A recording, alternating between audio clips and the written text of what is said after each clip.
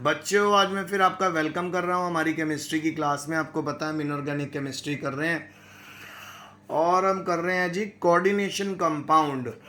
और हम लोगों ने IUPAC naming kind of mostly कर ली। तो क्या क्या सिखाया था वो आपको कि इसको कोऑर्डिनेशन स्फीयर बोलते हैं, ये हमारा लाइगेंड होता है, सॉरी मेटल एटम होता है, और यहाँ पे हमारे लाइगेंड होते हैं। अगर सारे लाइगेंड नेगेटिवली चार्ज हैं तो उसको हमने 8 बोल देना है। और फिर उसके बाद -3 का चार्ज अगर यहाँ पर है तो -6 अंदर -3 बाहर, तो कोबाल्ट की ऑक्सीडेशन स्टेट कितनी आ गई? 3। इसका नाम क्या बनेगा? तो नाम से पहले सबसे पहले काउंटर आयन है तो काउंटर आयन का नाम, फिर उसके बाद कितने लाइगेंड हैं, फिर उसके बाद लाइगेंड का नाम, फिर उसके बाद मेटल, फिर उसके बाद आपका ऑक्सीडेशन स्टेट। और अगर आपके कॉम्प्लेक्स के ऊपर चार्ज है तो उसको आयन बोल देना आपने। तो आइए शुरू करें। नेम क्या होगा इसका? Hexafluorido, hexafluorido cobaltate, cobaltate. और रोमन नंबर में आप बच्चे डाल दो जी 3, ऑक्सीडेशन स्टेट। और एक बात और नोट करना जी कि हम लोगों ने यहाँ पे कोबाल्टेट क्यों रखा है? क्योंकि जितने भी लाइगेंड थे वो हमारे नेगेटिवली चार्ज थे, और साथ में हमें आयन भी लिखना पड़ेगा। तो आइए अब हम इसकी शेप भी निकाल के देख लेंगे, इसके ऊपर ये भी देख लेंगे कि कलर्ड होगा कि नहीं, फिर ये भी देख लेंगे कि पैरामैग्नेटिक होगा कि डायामैग्नेटिक होगा। Let's do this. तो पहली बात तो ये बात अपने माइंड में लगाना बेटा कि यहाँ पे जो हमारे पास फ्लोरीन है, फ्लोराइडो है, वो वीक फील्ड लाइगेंड है, स्ट्रॉन्ग फील्ड लाइगेंड साइनो होता है। फिर उसके बाद हमारा ऑक्सलेटो भी गिना जाता है। और ये टेबल मैंने आपको बनाया हुआ है ना, ये देखिए सीरीज आपको मैंने ऑलरेडी यहाँ पर दी हुई है। तो इस सीरीज में आप नोटिस करोगे कि फ्लोरीन भी हमारा वीक फील्ड लाइगेंड में ही आता है, उसके नीचे ही हैं सारे स्ट्रॉन्ग। करें जी शुरू फिर। तो सबसे पहले कोबाल्ट का एटॉमिक नंबर कितना होता है? 28। तो ये बनेगा बेटा 3D 8 4s 2 4p 0। Okay, so scandium, titanium, vanadium, chromium, manganese, iron, cobalt. Okay 27 है जी, 27, सॉरी 27 है। ठीक है, तो 3D 7 हो जाएगा ये। चलिए अब इलेक्ट्रॉन बने।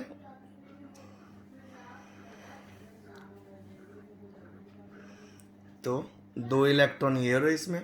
अब 1 2 3 4 5 6 7। ओके, अब हमने इसको +3 ऑक्सीडेशन स्टेट में कोबाल्ट को चेंज करना है, क्योंकि हमारे पास जो यहाँ कोबाल्ट है कंपाउंड में वो जी +3 ऑक्सीडेशन स्टेट में। तो उसमें चेंज करने के लिए हमें कितने इलेक्ट्रॉन माइनस करने पड़ेंगे? 3 इलेक्ट्रॉन। 3 इलेक्ट्रॉन माइनस करोगे तो सबसे पहले 4s में से इलेक्ट्रॉन निकलते हैं, 4s 0 हो गया,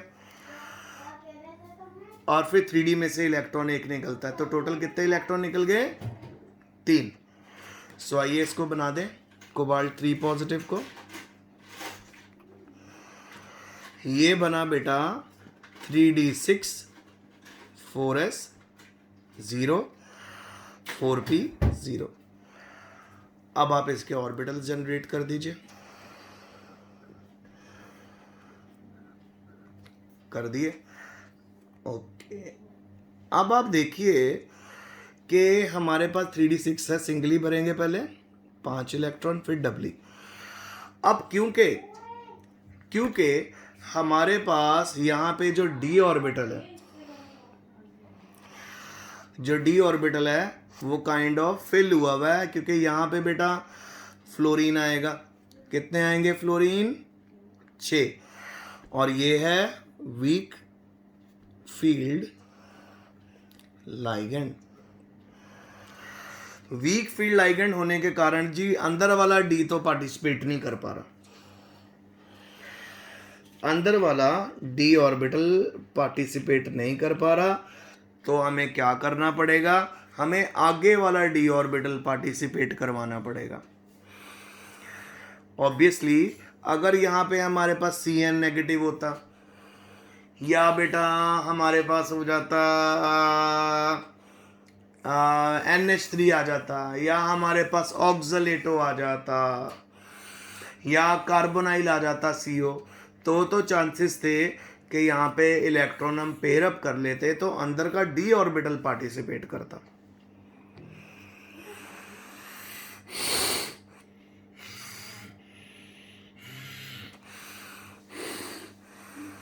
अब चक्कर ये पड़ा है कि यहाँ पे हमारे पास लो फील्ड लाइगेंड है, वीक फील्ड लाइगेंड है, तो ये पेयरिंग नहीं कर सकता।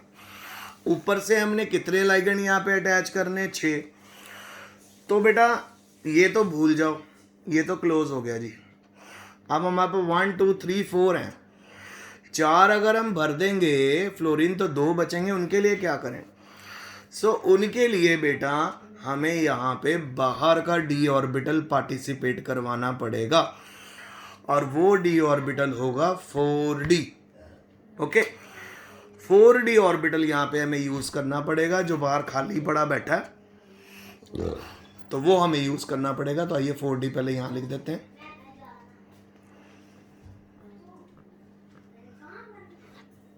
चल बाबा टाइम ना वेस्ट कर उसको काम करने दे, ठीक है जी।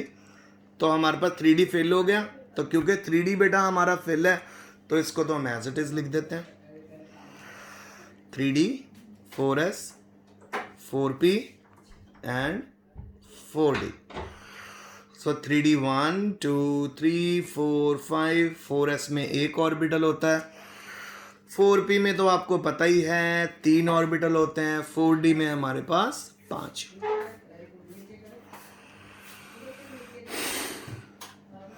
आप जरा भरो 1 2 3 4 5 6, फिर उसके बाद 4s भी खाली है, 4p भी खाली है, 4d भी खाली है हमारे पास, ठीक है। अभी ना जाना, मैंने खाना खाना है। तो आप देखिए यहाँ पे ये हमारा एक डेटिव बॉन्ड बना इस फ्लोरीन के साथ, एक डेटिव बॉन्ड फ्लोरीन ने बनाया यहाँ पे, एक डेटिव बॉन्ड यहाँ पर, कितने हो गए 3, चौथा डेटिव बॉन्ड यहाँ पे आ गया, 5वां डेटिव बॉन्ड यहाँ पर आ गया, और 6th डेटिव बॉन्ड हमारे पास आ गया यहाँ पे।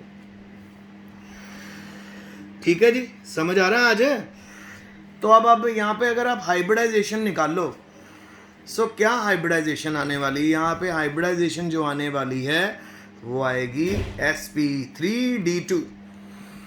s का एक ऑर्बिटल है, p के 3 ऑर्बिटल हैं, d के 2 ऑर्बिटल है। तो यहाँ पे जो हाइब्रिडाइजेशन हमारे पास निकल के आ रही है वो आ रही है sp3d2, sp3d2, ये हमारी हाइब्रिडाइजेशन आ गई। अच्छा, अब आपको तो देख के पता ही चल रहा होगा कि 3d ऑर्बिटल में कितने अनपेड बैठे हुए हैं, 4 अनपेड इलेक्ट्रॉन है। कितने अनपेड इलेक्ट्रॉन है 3d में? 4 अनपेयर्ड इलेक्ट्रॉन्स। तो यहाँ पे 4 अनपेड इलेक्ट्रॉन है, 4 अनपेड इलेक्ट्रॉन इधर हो गए, तो डेफिनेटली अगर एक भी अनपेड इलेक्ट्रॉन हो तो कलर्ड हो रहा था। यहाँ पे कितने हैं? 4 हैं। हम सबसे पहले लिखेंगे इसको कलर्ड,